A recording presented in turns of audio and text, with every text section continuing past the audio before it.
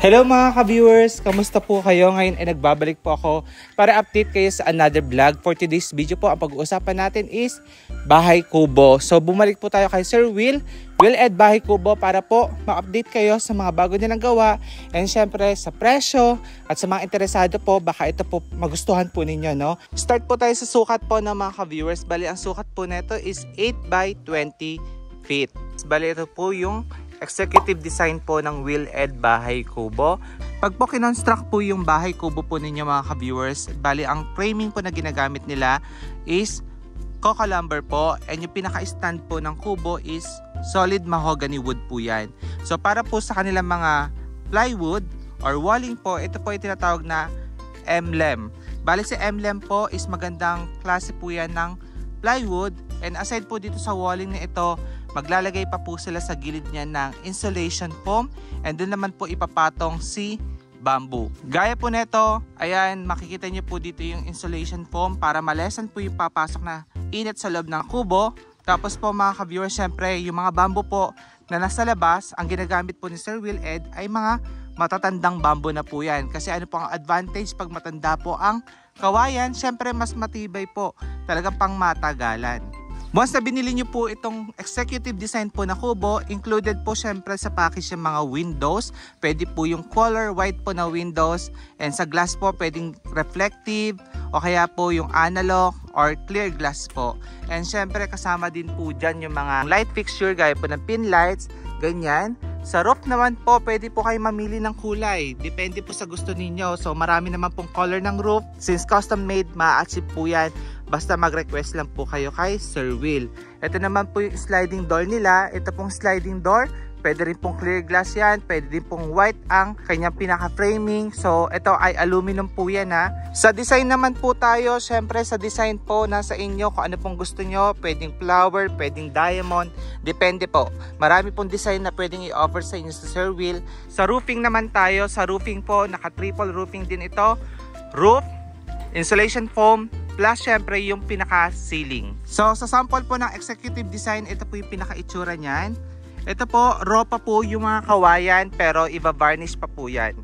Ito po pala mga ka-viewers, pag bibili nyo po siya, hindi po ito bibigay sa inyo na naka-varnish lang. Ito po ay treated po ng anti-anay, anti-bukbok po, no? Ngayon, ang usapin po dito, paano po sa maintenance? Usually naman po lahat po ng klase ng bahay, meron pong maintenance. Yung konkreto, may maintenance. Yung container house, may maintenance. And yung kubo po, same din po, may maintenance. Which is, ayun nga po, tinitreat po ito ng anti-anay. And tinitreat din po siya ng anti-bukbok para syempre po tumagal. And para naman po sa magtatanong kung mainit po ba sa loob, to be honest po, lahat po naman ng part po ng kubo na ito, yung wall niya and roofing, gaya na sinabi ko, ay may insulation foam po. Which is the insulation foam po, ang ginagawa po nun ay nililes po yung init po na na-absorb or pumapasok po sa loob po ng kubo na ito. So ito po, pwede rin naman siyang lagyan ng aircon, yung kwarto, yung living area, lahat po pwede po para po mas presko. Maaabang po para sa electrical wiring, switch outlet, included din po sa package. Gaya po niyan, may mga nakikita po kayong mga electrical wiring po. Ito naman po mga ka-viewers yung other side po ni executive.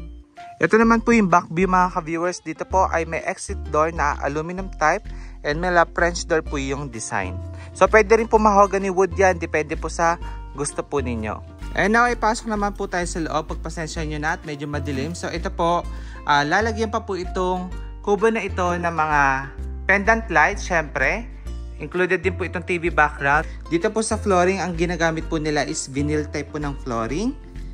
Then ito po kasi ay studio type, kaya wala po kayong makikitang papag. As in, ang sabi po ng nagpapagawa, gusto niya lang is empty.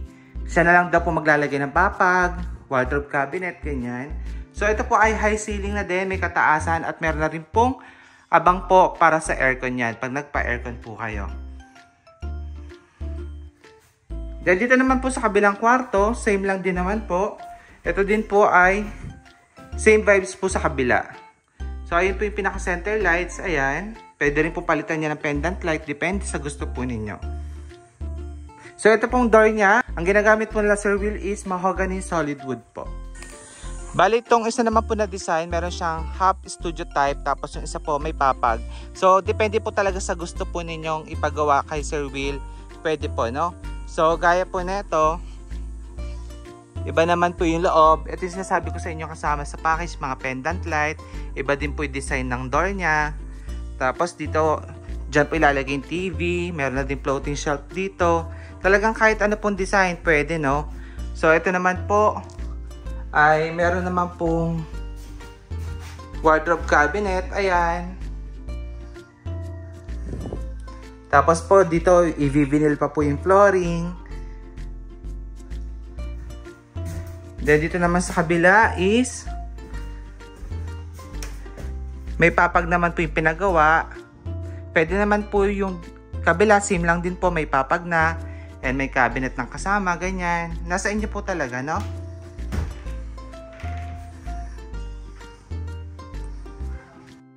Para naman po sa magtatanong, Sir Billy, bakit walang kusina itong kubo na ito?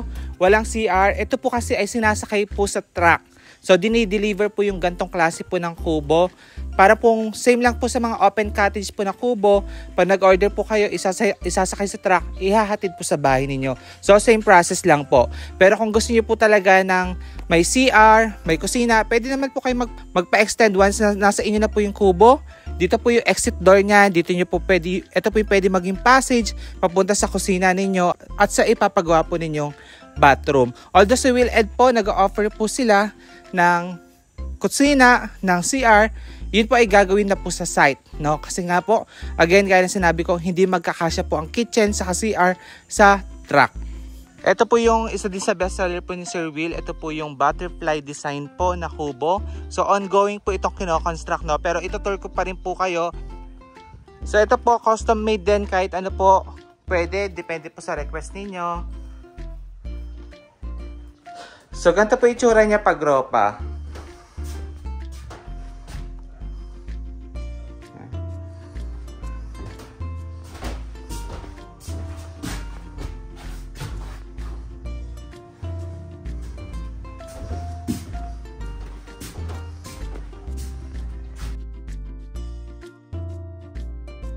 Ang presyo naman po ng inaabot po ng isang unit ay 220,000.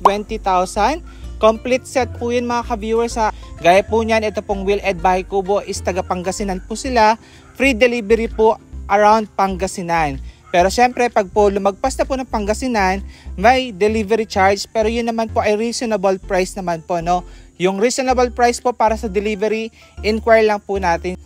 Kung plano nyo naman po magpagawa, ito po mga ka-viewers, si Will Ed, nagbibigay po siya sa inyo ng kontrata. So sa kontrata po nakalist yung mga included po sa package ng isang kubo. So ayun po dapat ay sundin po natin kasi nga po, ayun po yung napag-usapan, ayun po ang naging kontrata. So sa ganito po, kung mag-order po kayo ng executive design, ito po ay inaabot ng isang buwan para matapos po, no? Para ma-idea lang po sa mga gustong mag-order na 1 month po gagawin ni Sir Will Ed itong kubo ninyo bago po iparating sa bahay po ninyo. Ngayon naman po, kung gusto niyo talagang mas malalaki po, pupunta po tayo ng Labrador, Pangasinan at ipapakita ko naman po sa inyo doon yung natapos po nilang tinatawag na on-site modern bahay kubo. Ito po yung ginawa po ni Sir Will na bahay mga ka-viewers, no? Kung mapapansin niyo po, talaga medyo may kakiputan lang po talaga yung lot area niya. So para po sa modern bahay kubo po nito, ang laki po nito is 70 square meters po, 35 square meters sa baba plus 35 po sa taas. Tapos meron po itong dalawang bedrooms. So ngayon, ang original plan po talaga kubo lang na naging on-site bahay kubo po, no? Or modern bahay kubo. So tara, pasok po tayo sa loob at ipakita ko po sa inyo yung itsura ng finished product po nila. So ito po, may mga finishing pa po mangyayari, pero napaaga lang po yung pag-vlog natin. So dito po mga ka-viewers, sa mga walling sa taas is bamboo po yung nilagay ni Sir Will. Tapos po mga ka-viewers, dito sa pinakagilid po ng house, meron po ditong screen door. Ito po yung main entrance. Pakita ko na lamang po sa inyo. So ito pong kubo mga ka-viewers is meron siyang living area. Ayan. And meron pa pong paglalagay ng TV doon. Tapos syempre kasama po sa package yung electrical wiring. Then mga abang po sa aircon. Tapos ito po, yan, yung TV background. Tiles. Ito po 60 by 16 ginamit. yung ceiling na may cove light. Then, kitchen. Tapos po, naka-aluminum po yung mga kitchen niya. Aluminum cabinet. Siyempre, para po iwas anay. Ayan. And dito naman po mga ka-viewers is meron po siyang bathroom. Check po natin yung bathroom ha. Ito po may mga ayusin pa din po dito. Ipa-finalize. Again, linawin ko lang. Napaaga lang po tayo ng dating ha. Okay. Tapos po dito tayo sa second floor. So dito naman po mga ka-viewers, pag-akit nyo kasi is high ceiling naman po. Dito may cabinet, re-repaint pa po yan. And ito po yung taas ng ceiling. Ayan. Then syempre, ito po, maluwag dito kasi ito talaga yung original plan eh. Dito po, meron pong another bathroom. And syempre, windows kasama po sa package. Lahat po na makikita nyo dito kasama na sa package syempre. Ayan, ayan po yung bathroom.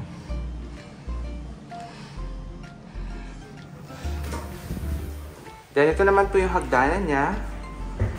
Ayan. Then dito po located yung mga bedroom. So dito na naman muna tayo, no? Dito po, maganda yung view. Kasi facing po siya sa dagat or sa fish pond.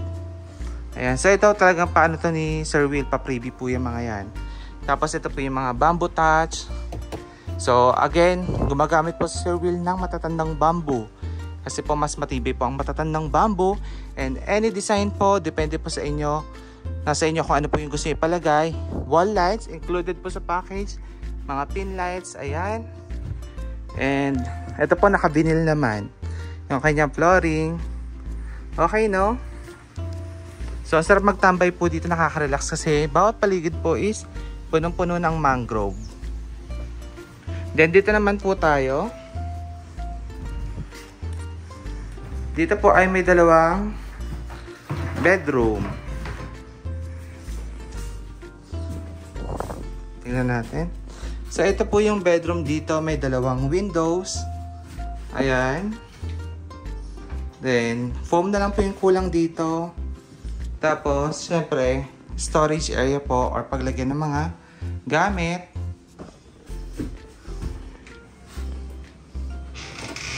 Then, yung saksakan po pwedeng abang sa aircon yan. Ayan.